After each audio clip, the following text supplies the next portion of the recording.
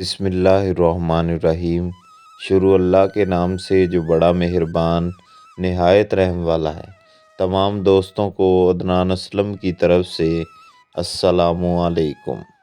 خالی پیٹ مت سویا کرو، عمر میں کمی ہوتی ہے۔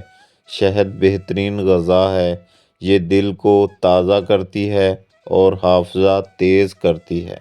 روٹی کی چوری بنا کر کھانے سے پیٹ باہر نہیں آتا اور کھانا جلدی ہضم ہو جاتا ہے۔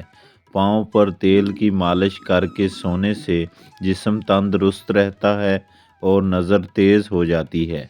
باجرے کو شکر، گڑ، گھی یا دیگر کھانوں میں ملا کر کھانے سے خون عمدہ، کمر مضبوط اور پیٹ کی چربی کم ہو جاتی ہے۔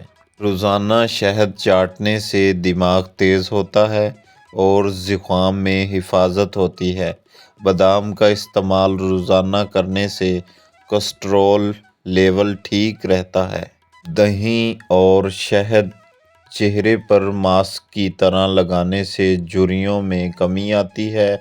کچی گوبھی کھانا شوگر کے مریضوں کے لیے نہایت فائدہ مند ہے۔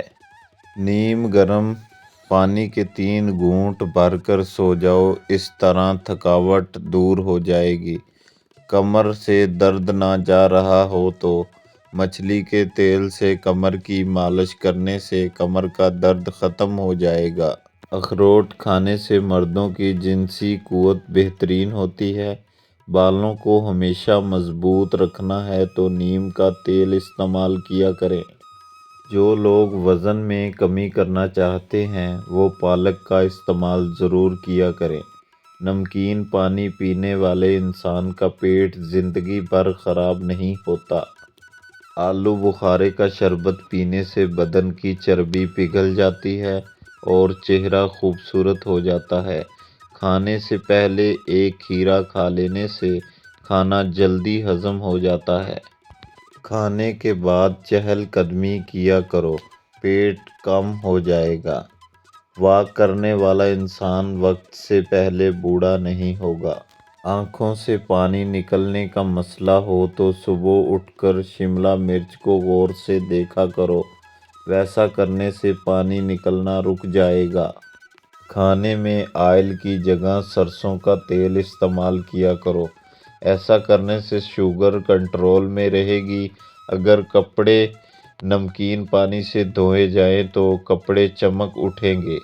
خون کی کمی دور کرنے کے لیے ناشتہ ہمیشہ دہی کے ساتھ کریں۔ رات کے وقت میٹھا کھانے سے نیند میں خلل پیدا ہو سکتا ہے اور موٹاپے کا باعث بھی بنتا ہے۔ دن بھر کی تھکاوٹ ختم کرنے کے لیے پانی میں چھوٹی الائچی ڈال کر پیو، تھکاوٹ ختم ہو جائے گی۔ تمام معلومات بہت اچھی ہیں لیکن آپ نے استعمال کرنے سے پہلے اپنے ڈاکٹر یا معالج سے مشورہ ضرور کرنا ہے۔ ویڈیو اچھی لگے تو چینل کو سبسکرائب کیجیے۔ شکریہ۔